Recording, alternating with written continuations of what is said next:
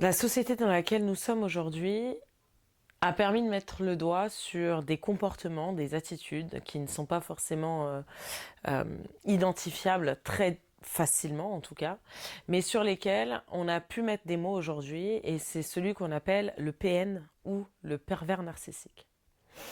Alors on adore pointer du doigt les autres, on parle de pervers narcissique, de manipulateurs, de relations toxiques, pardon, mais et si on se posait une autre question? Ne serions-nous pas, nous aussi, parfois un peu pervers narcissiques sans même nous en rendre compte? Alors, je pense que c'est important aussi de soulever la réflexion qui est certes un peu inconfortable, mais qui est aussi nécessaire. Parce qu'on a tendance à dire des autres qu'ils sont pervers narcissiques, mais comment nous, on se positionne? Alors avant tout, qu'est-ce qu'un pervers narcissique au sens clinique? C'est une personnalité qui va être profondément manipulatrice, dépourvue d'empathie réelle, cherchant à contrôler et à détruire psychologiquement les autres. Les autres ou l'autre, en tout cas sa proie. Mais dans le langage courant, ce terme est souvent galvaudé. On l'utilise à tout va sans toujours se demander, et moi, dans mes propres comportements, qu'est-ce que je peux faire qui peut être assimilé à un pervers narcissique? Parce que la vérité, c'est que nous avons tous en nous, parfois, des parts d'ombre, des mécanismes de défense, et des moments où on va inconsciemment manipuler l'autre pour pouvoir obtenir ce que l'on veut.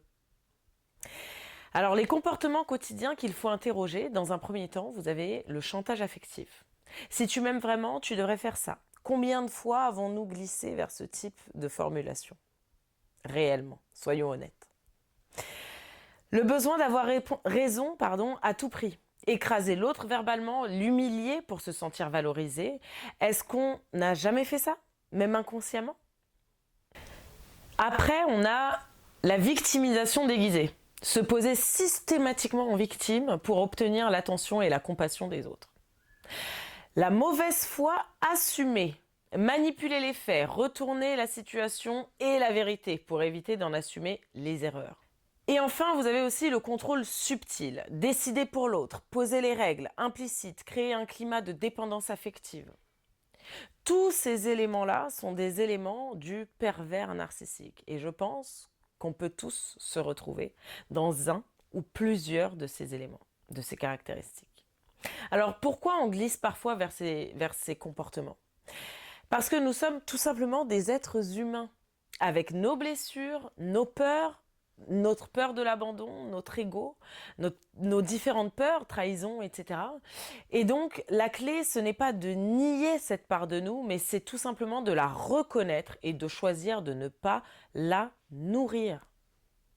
Travailler là-dessus pour pouvoir justement être une personne mieux que celle d'hier et aidante pour les autres. Comment ne pas devenir un pervers narcissique au quotidien? Il faut déjà se remettre en question en permanence.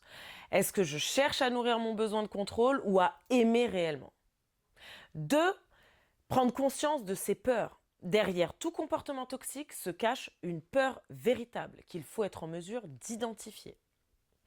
3, s'excuser quand on dépasse les limites. Reconnaître ses torts est un acte de maturité émotionnelle. Ce n'est pas une faiblesse. Et 4, cultiver l'empathie active. Se mettre réellement à la place de l'autre sans chercher à instrumentaliser ses émotions. Alors oui, nous avons tous en nous le potentiel d'agir de façon toxique. L'essentiel, c'est d'en prendre conscience et de faire le choix d'un amour responsable. Et quand je parle d'amour de l'autre. Ça peut être de l'amitié, de l'amour charnel, etc. Peu importe. Donc, c'est vraiment prendre conscience de ces comportements et faire en sorte de ne pas les nourrir. Alors, si toi aussi tu te retrouves dans certains de ces comportements, partage-les-moi en commentaire, j'aimerais bien qu'on en parle.